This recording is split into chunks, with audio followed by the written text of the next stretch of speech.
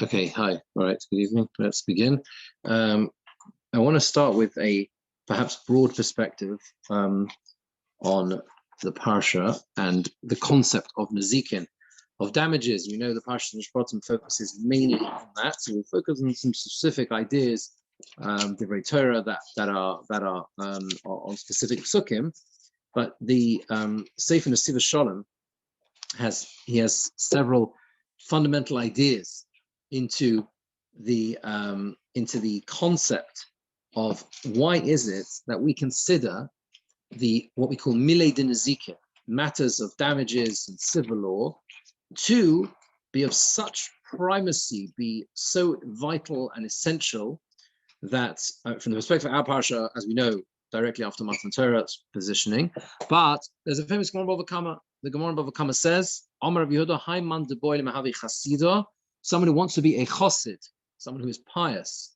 L'kayim Dinei Nezikin, should fulfill these issues, should fulfill these matters of damages. And there's other opinions. There's two other opinions. Rava Omar Dinei de Ovos. Rava says that you want to be a chassid, you want to be someone pious, so fulfill Pirkei Avos. Look through Pirkei Avos, see what's in there. And that gives you a guide if you want to be someone who's a pious person, a chassid. Another say Dinei de Brachas. Another say the way and the key, the root is brachas, making brachas, right? Sefer Shalom asks that I understand Avos, Pirkei Avos, and I understand brachas, right? We can understand the concept of these matters leading to becoming a pious person, chassidus. But what on earth has nezikin, as damages, got to do with chassidus, right? The whole idea of of the idea of someone who is pious, the concept of a chassid. You look through Mesilas Yesharim, you look through, and you understand what it means. It's always understood as something above and beyond, right? Above and beyond. Someone who's reached a higher level than what is required of them. And the epitome of doing what is required of you, right, is someone who's chayav in something, to do something in din, someone who's chayav in law, to pay something, to do something, right? And he says like this. He says several different ideas. The Gemara says, the first position he presents is almost like just a perspective on the Gemara in Bava Kama. Beginning of Bava Kama, it says there are four Avos Nezikin, as we know, Arba Avos Nezikin, the four heads of damages, primary categories: Hashar, V'Habar, V'Maver, V'Hever. Right? Shor is the goring ox, and Bar is the pit, and Maver is the shen, the tooth. In other words, the damage by eating, by consumption of something. The animal consumes something, and Hever, which is normally considered to be, is understood as fire, as Aish. These different categories of damages. So he says that that if you want to understand this on a sort of deeper level, you can understand that these four primary categories of damages are each referring, which of course are referred to throughout this parsha, right, throughout Mishpatim, are all hints to different aspects of character traits. The idea being, he says that the ox is the most haughty amongst animals, and the pit is that when a person is at the lowest point, when they've fallen in the pit, that is when they are most risky, dangerous, to commit all sorts of things, averos, when they've got nothing to lose. The most dangerous person is someone's got nothing to lose, right? Sadly, right? Someone's got nothing to lose, most dangerous individual generally in life. You sadly see that sometimes with people who they sit in prison for years in Israel, not give a get to their wives. You know that they sit in prison. Sometimes people sit in prison for years. Why? Because they've got nothing to lose. It's a tragedy. Their lives, it's a life is a tragedy, right? Nothing to lose. The only thing they've got to hold on to is withholding the gets. So they sit in prison for years. No, but the most dangerous person in this world is someone who's got nothing to lose, tragically, right? So that's the idea of the bar, right? The idea of yush and giving up hope, and that's very dangerous. And he says when he talks about the shen, the tooth, the damage the animal can, the idea of consumption, that is the concept of the desire to eat, which can also lead to negative things. And finally, fire is, of course, a remez, a hint to the Yetzer Hara. So this is quite a Hasidic interpretation to how these different aspects of damages also hint to the primary features which affect us and can lead us astray in life. But then he goes on to say that that there is a way we can understand why these three categories are set out in this way, and what the Gemara in Bava Kama means when it talks about the three different things. You want to be a chassid, you fulfill damages, Dinei Nezikin, Dinei Ovis, and Dinei Brachos, Pirkei Avos and Brachos. And he says that we know that there are three aspects that we need to work on when it comes to completing ourselves. Those three are to be whole and complete in terms of how we treat others. He brings the Maharal who says this in Pirkei Avos, to be complete in the sense of how we relate to ourselves, and of course how we relate to HaKadosh Baruch Hu. And he says each of these three categories sums up and spells out how this works. We are talking when he says, why is it that, to answer his primary question, why is it that damages is an act of piety? Because we're not talking, he says, about someone who has already transgressed, and therefore, that's not what the Gemara means, and therefore needs to do X, Y, Z, needs to repay, needs to create restitution. We're talking here about the degree of care one takes not to cause damage to someone else, right? That's the idea. In the Gemara before this, in Bava Kama, it discusses the Chasidim Horishonim, the really original pious people. What would they used to do? If they had to discard something sharp, like a piece of glass or something, they would bury it 3 tefachim under the soil. Why? So that no one could possibly slip up and trip on it and cause a mistake, right? That is a chassid, because a chassid is someone, in the way he treats others, is he goes above and beyond in ensuring that none of his or her actions can lead to something negative towards someone else. That is the message. That is the message. And that is what it means. That is what it means that someone who, he says, is a pious person, someone who's careful about damages, it doesn't mean, as of course the Parsha spells out, what do you have to do if things go wrong, right? But the message of the Gemara is, be exceptionally careful in the first place about these if you want to be someone who aspires to, Chassidus, exactly. Yeah, being careful in the first, exactly, right. And then just briefly, what are the other two categories? So Pirkei Avos, the concept of Avos is, interestingly, he says that's what it means to be sholem to oneself in one's own midas. If you look through Pirkei Avos, he says that's what it's trying to achieve, to be a complete person in respect to yourself, principally. In other words, make sure one ensures that one doesn't get swept up in all the things that can go wrong in the way one's own personal attributes. So he says he says that and Mili de Brachos, when it comes to matters of brachos, of course, that refers to completion between oneself and one's creator, which is the final of the three areas. Because that's the whole idea of brachos. That's what it is: a recognition that Hashem is the creator of the world. Hashem horatzim le'ah. That's why we give primacy to that. He then says another idea, and these are just very important ideas because they set the tone, if you like, I think, for the whole understanding of this parsha. What is Chassidus? He says, what does it mean to be a pious individual? He says to be a pious individual is someone who acts lifnim mishura sadeh. That's what piety is. You go beyond what the strict letter of the law requires of you. Not just what you are obligated, but beyond that. So he says that the idea of someone who wants to be a chassid, be a pious individual, it means he wants to act beyond the strict letter of the law, to sanctify the physical things in this world and to raise them up a level. And that's why he says that each of these three categories represent another way, right, of acting beyond the letter of the law. Mili de Ovos, he says, is, in this different way of understanding, it's a sense of how one acts towards oneself, lifnim mishura sadin. The Mili de Ovos, the Pirkei Avos is about oneself, acting beyond the letter of the law, even the one who's not required to do so. Brachos is acting beyond the strict letter of the law between oneself and one's creator, because always thinking about whether or not something is correct or not in the eyes of Hashem, such as benefiting from this world, etc. He says that the first bracha we say after at the chuppah, it's a beautiful idea. This you sort of have to speak at Sheva brachas. What is the very first bracha that we say, or that a person says, or it's said on his behalf, really, when he's ready to build a new home, right? That means to say after the kiddushin. What is the first bracha of the Sheva brachas? It's Shakol bara lechvodu, right? That's the very first. That's the first bracha. Okay, we do say Agofen first under the chuppah, but yeah, Shakol bara lechvodu.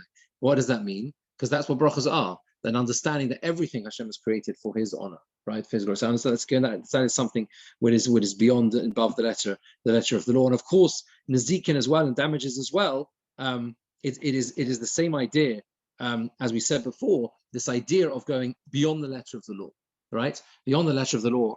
That is what allows a person to become a chosed, to become pious. So in other words, just to sum up what he's saying, is effectively two different interpretations as to why it is that Hasidus springs from piety, springs from being careful about these halachas, either because one is exceptionally careful before something happens. That's what the Gemara means, right? Take precautions in advance. Or it means that one finds ways to go above and beyond. Even if the law requires X, Y, Z, Allah requires X, Y, Z, I'll go beyond in these areas to try and make sure that I'm exceptionally careful. So that's the Nesivas Shalom. Now we look at some specific ideas. The Emes Liakov at the beginning of the parsha also says something which I think provides a very powerful perspective on what it means, the responsibilities we have as Jews. What do we need? What does the Torah want? How does the Torah want us? What attitude does the Torah want us to have? And therefore, we begin Parshas Mishpatim with the halachos of Eved Ivri. He's sikna Eved Ivri, and he asks, why is it that an Eved Yisrael, an Eved who is a Jewish Eved, as we know that's what this is, an Eved Ivri, why is he called an Ivri? Right? Always called an Ivri. In many different places. And Devarim also says, Ki mochelecha achicha ho Ivri, or Ivriyah. If they have to be sold because they can't afford to pay off a debt for stealing or whatever, or is sold to you for whatever reason it is. And it says again, ho Ivri. In Yirmiyahu, it says, L'shalech ishes abd b'shes shivchosei ho Ivri v'ho Ivriyah. So the word Ivri is an unusual word to use for a Jew. Why doesn't it say ha'eved Yisraeli? Yeah, why is it that in this context it's called an Eved Ivri? It's a good question, right? And he says like this, that he brings in Ibn Ezra.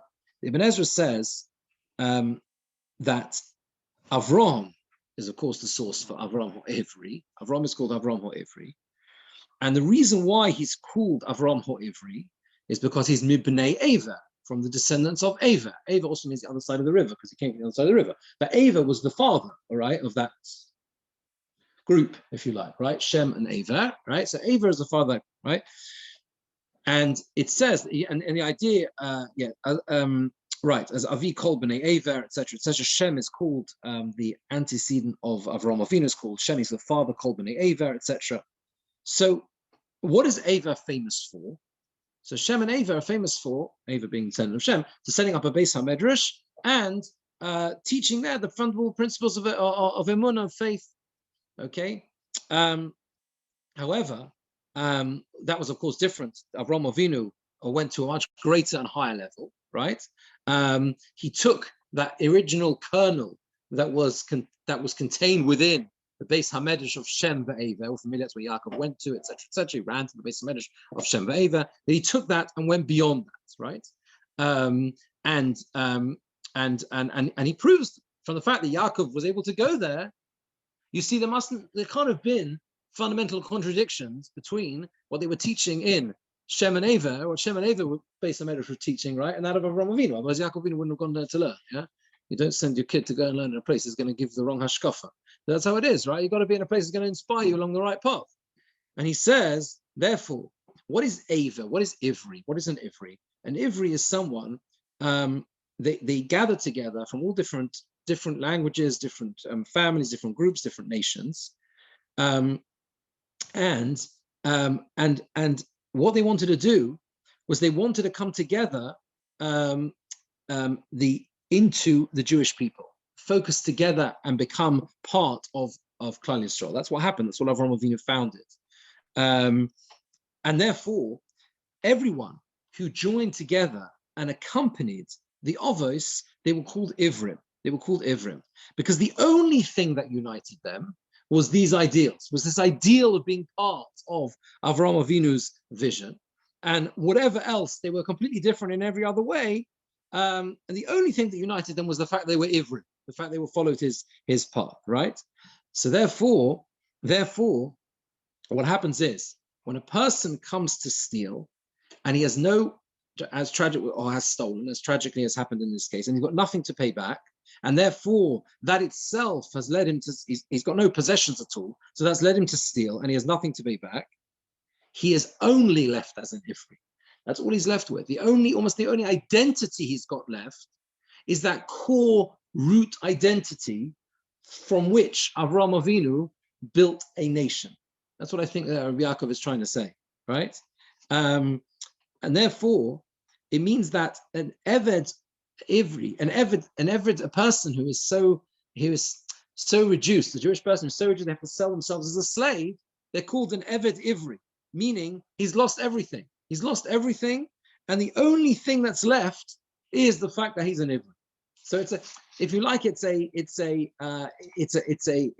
consolation on the one hand, but on the it's not something which is necessarily negative.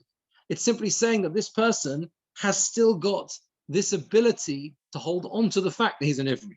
There's something still that unites him with the rest of the Jewish people, but he is reduced to just that core identity that goes right back to Avraham Avinu and the nation that he founded right at the beginning, right? So the reason why that links to the ideas of the Nesivos Shalom is because fundamentally the classic case of an Eved Ivri is the person, the Eved, who steals. He's forced into a situation or whatever, he steals and he's not able to pay back, and therefore he has completely strayed as far as possible from this path of Chassidus and piety and what we're aiming to aspire in life. He's gone so far away, and unfortunately he has to be sold to pay it back, to pay back the debt. He's holding on to his Ivri. That's what he's holding on to. He's still holding on to that core identity of what's left as being part of the Bnei Yisrael. It may be that he's only left with that Ivri element, the very core kernel that's at the heart of how our people was founded. But it's enough for him to build on that to be able to go back to where he should be, if you like.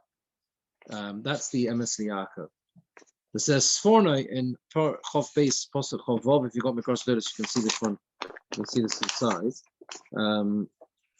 On the posuk of the Shomati Chanan Oni.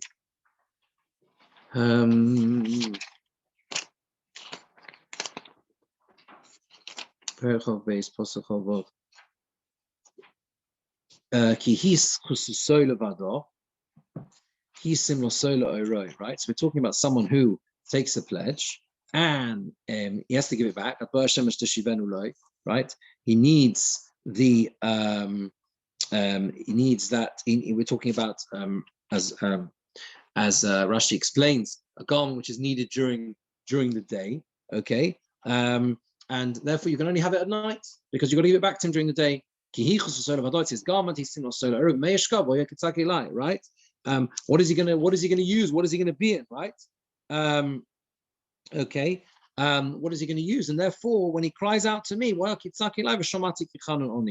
cries out to me, I will hear because I am merciful. The Sfono says, even though he's not able to say anything, he has no voice to complain to you.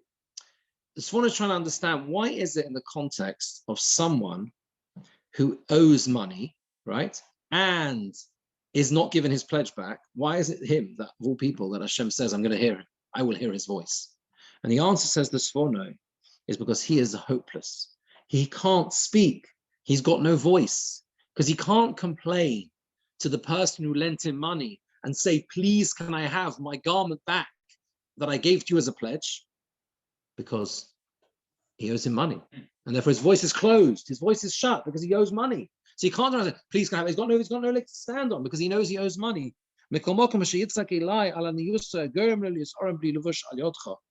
When he cries out to me, Hashem says, on his impoverished state, which caused him to be without anything to wear because he hasn't got his pledge, I will give him a little bit more than I would give you, so that you are able to support others. In other words, the idea being, and he says, I will give him a bit. He's saying that Hashem says, I will give you, so he seems to be saying the person who was the lender a little bit more, so that you'll be able to give him. You'll be able to support others, right? And he will have a bit. In other words, that which I would have given him, I'm going to transfer to you, right? That extra bit of money that I would have given to you, right? That you would have been able to support others with, that bit of money will go to him. Will go to him to look after him. But the fundamental point that the Sforno is trying to say here is that the reason why this person deserves more than anyone Hashem's response to in that way, to listen to, is because the person who has no voice, has no ability to speak, because the person who's crying out to you says, but you owe me money. Why should I give the pledge back? You owe me money. That's the person Hashem says, I will open his mouth, I will look after him. There is a kliyaka on Chof Gimel Hey, which is different, a different perspective, but quite a striking one. And it reveals quite a lot about perhaps the challenges that he faced in his day, and there's always been a challenge. It says, the Pasuk says, Ki sirach hamor sonacha. If you see the donkey of your enemy, rovitz tachas masoy, this is Perek Chof Gimel Pasuk Hey, v'chodalto mi'azov lo, and you desist from helping him, hazov ta'azov imay. In other words, you shouldn't do that. You should make sure that you assist him. Now, the Kliyokar says, Lo malach, to say to you, Davka sheroitze liyos imcha b'malachto. That's what the Gemara says. Only if he wants to help you as well. V'roitze l'hakim imcha. It says, Azov ta'azov imay. He's going to support as well. He's going to help, right? Load up the donkey as well. Then you're obligated to help him. But if the guy sits down, Chazal famously say, and he says, because it's on you, you need to put it out. You need to load up the donkey. Then it says you leave him alone.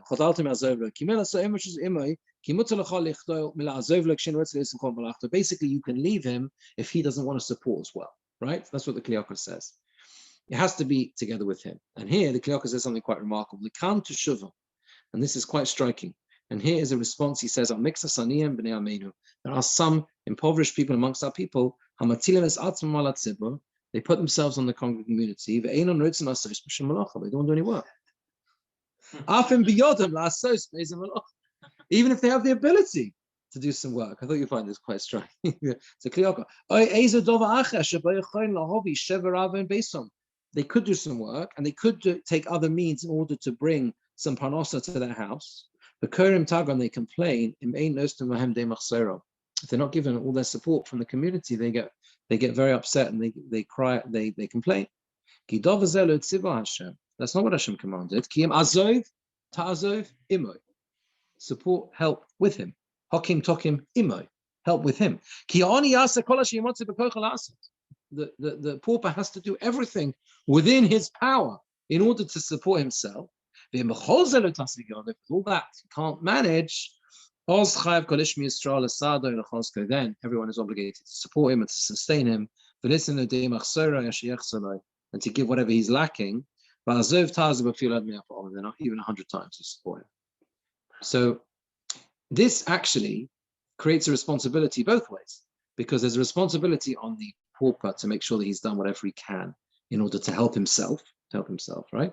But it's also a responsibility, and creates a difficult responsibility on the donor as well, on the giver, because it's a very fine balance. How do you judge?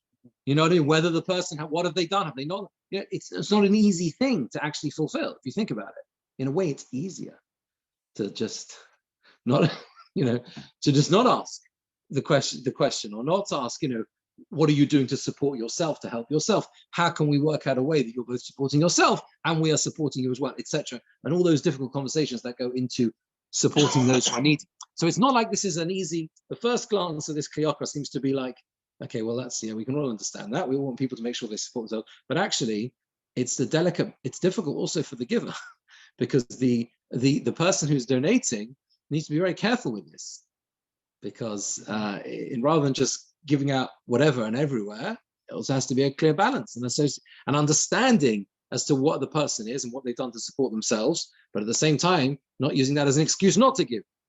That is the very difficult balance. Would the giver be considered wrong to be giving? He doesn't say that.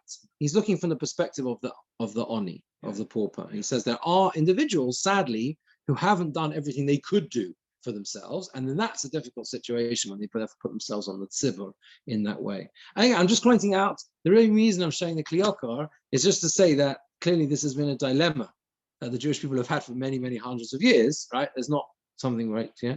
Also indicates that you have an obligation as a giver to get involved in the detail of other people. So it seems, yes, yes. Right. Which fits with the Rambam, how the Rambam says, to support a person, to give them a job is the biggest form of chesed, dignity and everything else. You've got to give. The easiest thing is to say, that's right. money off That's right.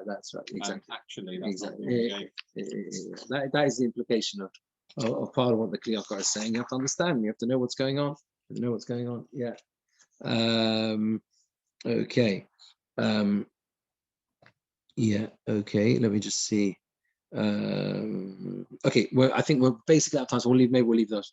So that's fine. I think. But at least either way, this has given us some perspective on both the value on the how being Mekayim these ideas, fulfilling the mitzvahs in this parsha leads one to a state of chassidus, of piety, and some perhaps different and unusual perspectives on the mitzvahs some of the mitzvahs that we do.